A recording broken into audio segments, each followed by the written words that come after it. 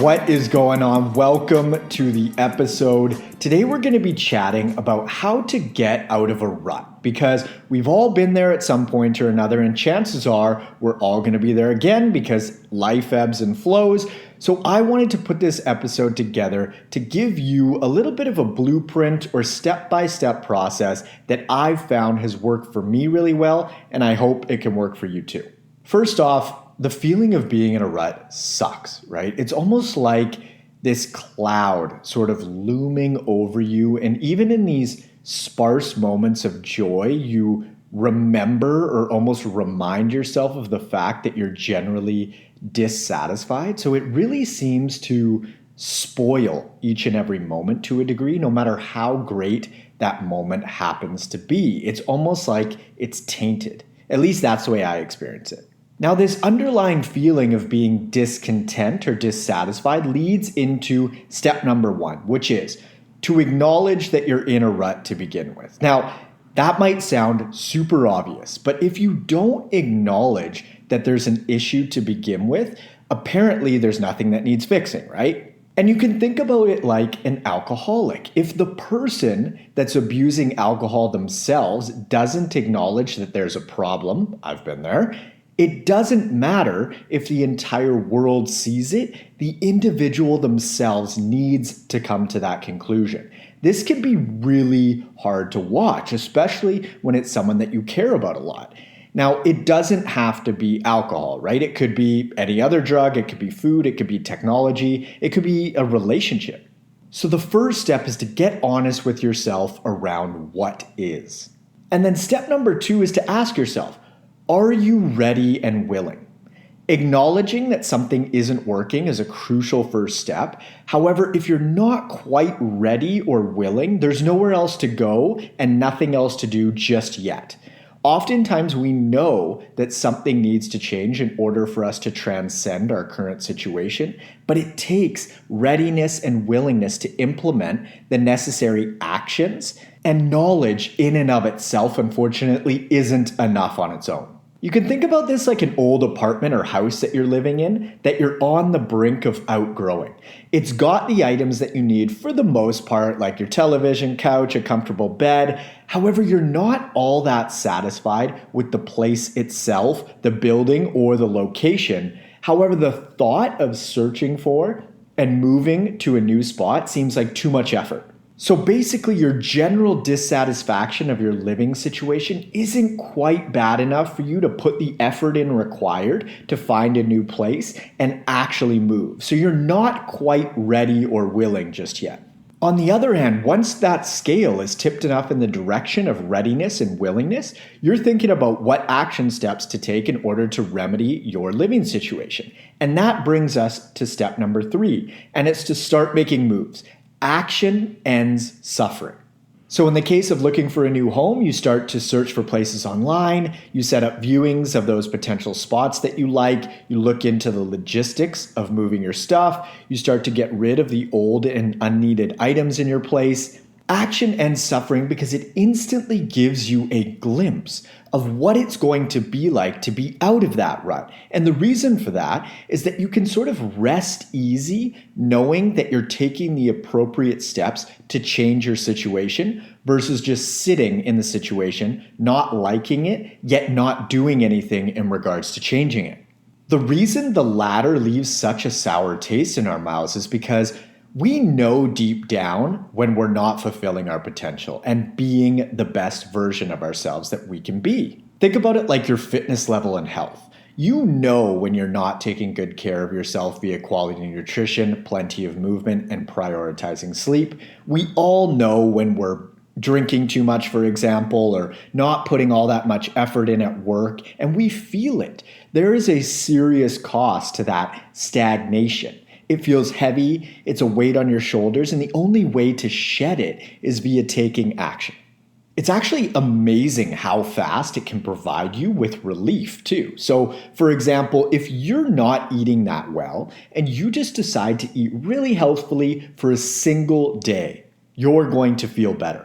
Then you string 2 days together and all of a sudden it's been a week, 2 weeks, a month, and eventually you're stoked on how you're looking, feeling, and performing. And that's trickling into other areas of your life for the better. You're sleeping better, which is giving you more energy for fun experiences and to put towards the relationships that really matter to you, and on and on and on. I know that it sometimes can feel like there's no light at the end of the tunnel and you've just got so far to go, and that can be overwhelming. So I find that breaking things down into smaller chunks makes taking action steps far easier. For example, if you walk into your apartment after you've had a house party and it's an absolute mess, there are used cups, bottles, plates, leftover food, the floor or carpet needs to be vacuumed, it can seem overwhelming when you look at how much total work needs to be done.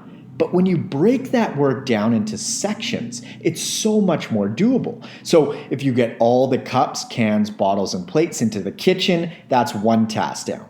Then you tackle the kitchen itself, you load up the dishwasher, you run it, and while you're doing that, you start to vacuum your place. And before you know it, 30 minutes in and you've already cleaned most of your place up. The thought of cleaning is often actually worse than the cleaning itself. And that's why action ends suffering, because so many things apply like this. The thought of having a tough conversation is so often worse than having the conversation itself. And you always feel way better after. The thought of taking on a healthful eating approach is typically always harder than eating healthfully itself as well. There's light at the end of the tunnel because you're not in a coffin. And that might sound kind of harsh, but it's true. You're still alive, and chances are you're going to be for quite some time. And you can think about every single action step that you're taking like a rung on the ladder of the rut that you're climbing out of. Each and every step is getting you closer to the surface, and it's getting brighter and brighter. You're feeling better and better. And once you get to the surface, man, that's where the exciting stuff really starts to happen, because now you get to build above ground. You can build a tiny home, you can build a cottage, a house, you can build a fucking skyscraper if you want to. There are endless possibilities at that point. Sure, you may have doubts about your capabilities, and that's perfectly normal. I was listening to an episode of the Tim Ferriss podcast the other day, and he was interviewing a woman who talked about when she's taking on a difficult task, she writes out a list of all the difficult things that she's already overcome in her life, which I just thought was such a brilliant idea, because she said it's like your track record or your tough task resume. Now, it's worth mentioning that this current rut that you might be in could be the most difficult thing that you've ever had to overcome in your life. It's probably not. Most likely you've already persevered through tougher life events than this one. But even if you haven't, even if this is the worst of it, you've still got that track record to fall back on. And the old saying, whatever doesn't kill you makes you stronger, absolutely applies here. If you're curious about that Ferrous episode, it was number 516, and I'm not even going to try and pronounce a woman's name because I'm going to butcher it, but she talked about her aggressive cancer diagnosis at, I think, 20 or 21 years old, and her story is absolutely incredible. She was in treatment for something like 4 years in her early 20s, and she delves into her journey and how she overcame her diagnosis and how she's living her life now. Highly recommend. The episode also really put things into perspective for me, because when I heard about what she had to go through, I was like, man, if she got through that, I can get through this. And this isn't to diminish my pain and struggle or anyone else's. You feel what you ought to feel. But she's human, I'm human, you're human. And therefore that means if she got through that, I can get through this, and you can too. Now, as far as action steps go, it can be a massive step or a tiny little shuffle if you want. The important thing is that you're moving. You're climbing that ladder. And so if you're looking to get your health and fitness on track, a small step could be something like eating a quality breakfast each day this week, starting today or tomorrow. On the other hand, something big could be completely overhauling your nutrition and only eating single ingredient whole foods that you cook yourself. And then of course, there's everything in between.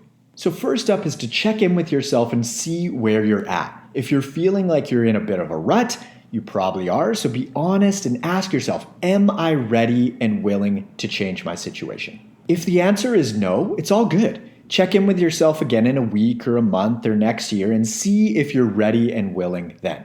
If the answer is yes, Take action now. Get that ball rolling and capitalize on the momentum you've just established with a big thing, a medium thing, or a small thing. Anything will do. If you're interested in applying for one-on-one nutritional coaching and or workout design with me, you can click the link in the description below or head on over to n1fitness.com/coaching.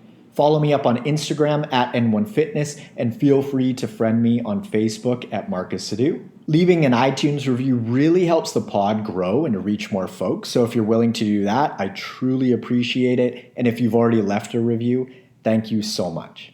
Lastly, be sure to hit the subscribe button on whatever platform you're using. Thanks so much for tuning in, and I will catch you on the next episode. See ya.